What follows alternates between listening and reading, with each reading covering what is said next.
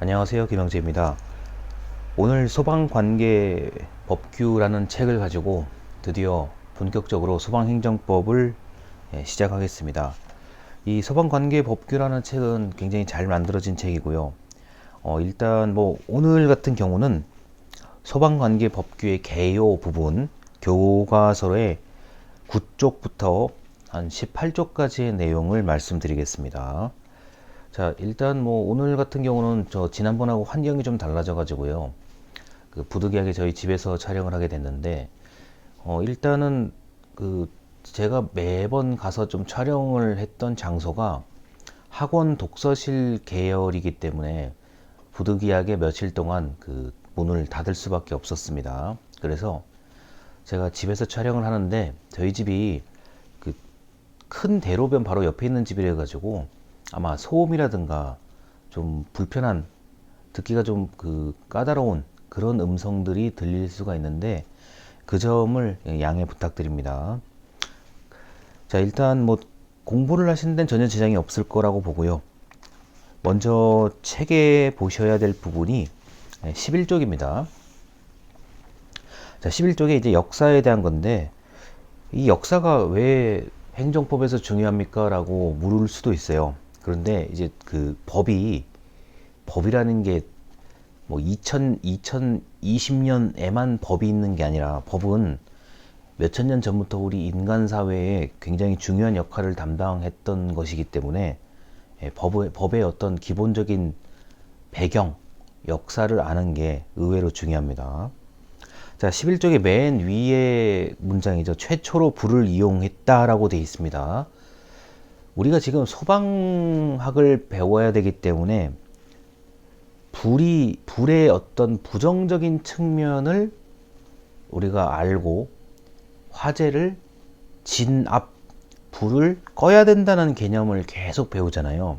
그렇지만 최초로 인간이 불을 이용하게 되면서 이른바 과학기술, 그러니까 문명이 엄청나게 발달하기 시작하죠.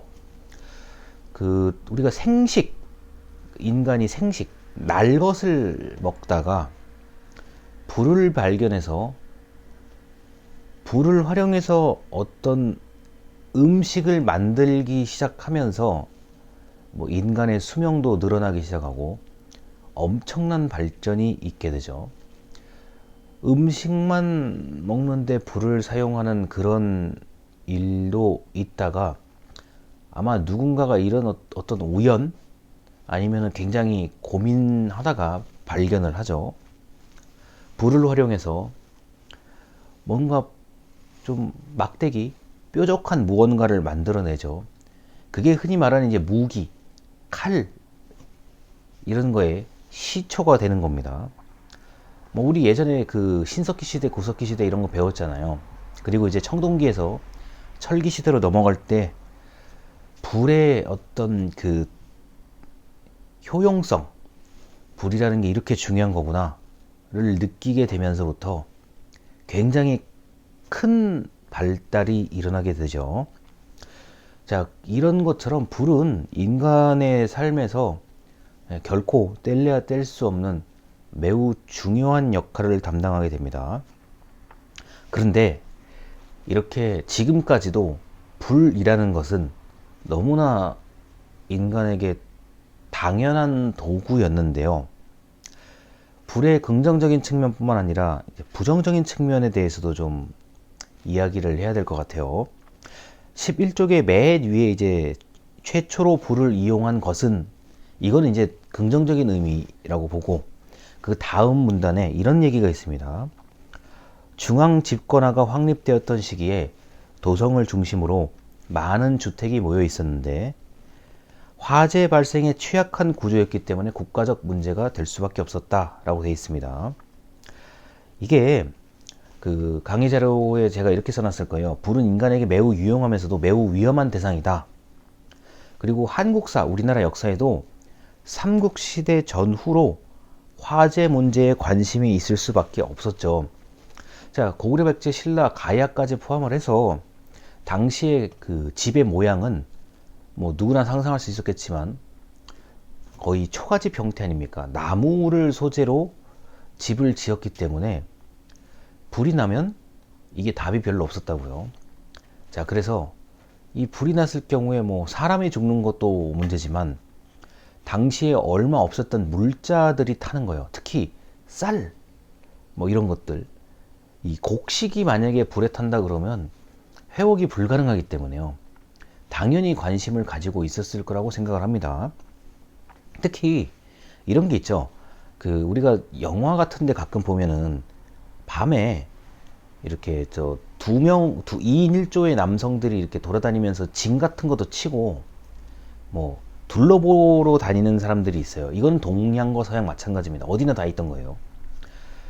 특히 밤에는 성 문을 닫죠. 자, 문을 닫고 모두가 잠들어 있는 시기에 자, 반드시 지키는 사람들이 있고 일반 그 당시에 백성들이 살았던 그런 집들을 돌아다니면서 순찰하는 이른바 야경꾼이라고 얘기하는 사람들이 반드시 있었습니다. 이건 동서양이 불문이에요. 자, 그런 야경꾼의 역할은 1번, 자, 소방입니다. 불나면 안 되잖아요. 자, 그리고 2번, 경찰 활동이죠. 혹시라도 무슨 일이 있는지에 대해서 자, 발견을 해야 되는 게 그 사람들의 일이기 때문에 그렇습니다. 그리고 해가 뜨면 성문을 열고 성 밖으로 나와서 이런저런 농사도 짓고 일을 해요. 그러다가 해가 질 때쯤 성문이 닫히기 전에 다시 들어와서 문을 닫아야죠. 자, 이게 이런 형태의 아마 도시 구조였을 텐데 굳이 뭐 만약에 성이 없다고 하더라도 반드시 울타리를 지키는 사람들은 있었죠. 자, 이럴 때 가옥 구조를 고려할 때 화재 문제가 발생하면 큰일이다. 당연히 그렇게 생각을 할 수밖에 없는 거고요. 계속 11쪽 이어서 말씀드리겠습니다. 중간에요. 고려시대에 들어오면서 실화자나 방화자에 대한 처벌 규정이 등장하는데 금화 제도가 형성되었다. 자, 불을 금한다, 불을 금지한다, 그리고 불을 예방한다의 개념도 들어가 있었죠. 자, 고려는 삼국시대와 통일신라시대보다 더 큰 조직이죠. 더 발달한 국가였기 때문에 화재에 대한 체계적인 대응이 필요하다는 것을 누구보다 절감했을 거라고 봅니다. 제가 그 강의 자료에 이런 얘기를 썼어요. 그 고려사에 보면 고려 광종식이 947년쯤으로 나옵니다. 자, 이런 광종 시기에 이런 대목이 있다고 합니다. 서경, 당시에 우리 고려 같은 경우는 이제 개성이 수도였고 서경, 지금의 평양이 제2의 수도였는데요. 평양은 뭐 엄청나게 당시에도 큰 도시였기 때문에 이 서경에 중흥사, 자, 이건 절인데 절에 대해서는 제가 잘 알지는 못합니다. 9층 탑에 화재가 났다라고 되어 있습니다. 이 9층 탑에 화재가 났다. 자, 탑에 화재가 난다는 것은 아마 당시에 이변이 없는 한 목조로 만들어진 탑인 건데, 자, 석탑도 마찬가지고요. 일단 탑에 불이 나면 뭐 그 거의 전소된다고 봐야 되는 거고요. 특히 절이잖아요. 절은 뭐 목조 건물들이 있는 곳이기 때문에 자, 불이 번지면 걷잡을 수가 없는 거죠.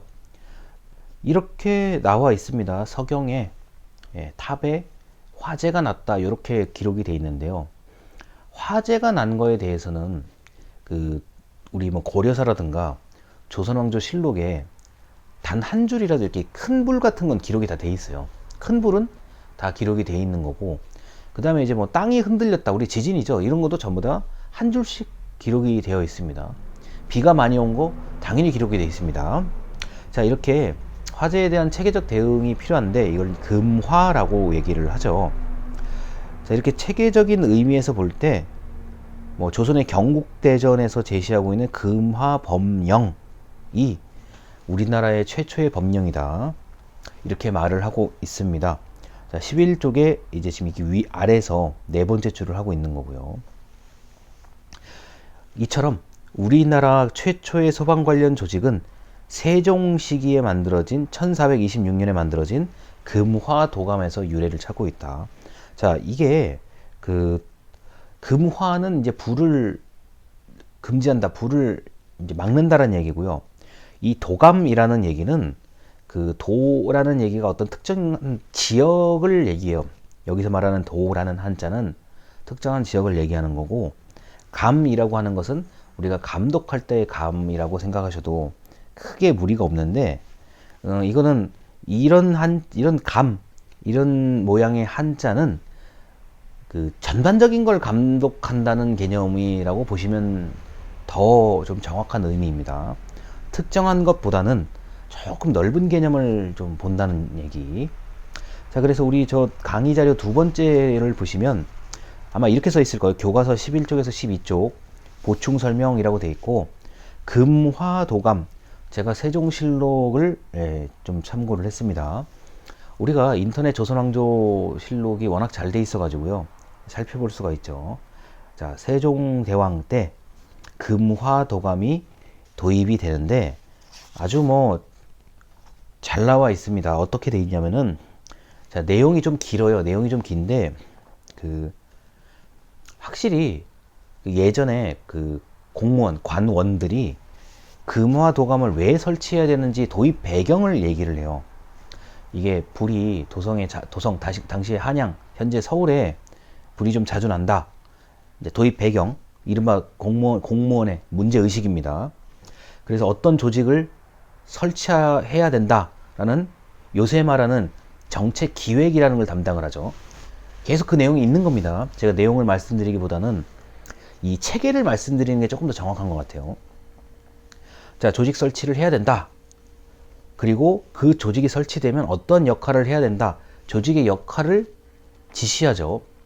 당시에 그 관원, 자, 고위, 높은 그 관원들이 금화도감을 도입해야 되는 배경과 조직을 이렇게 만들어야 되고, 그 조직이 만들어지면 무엇을 해야 된다, 이렇게 상당히 체계적으로 만들어져 있죠.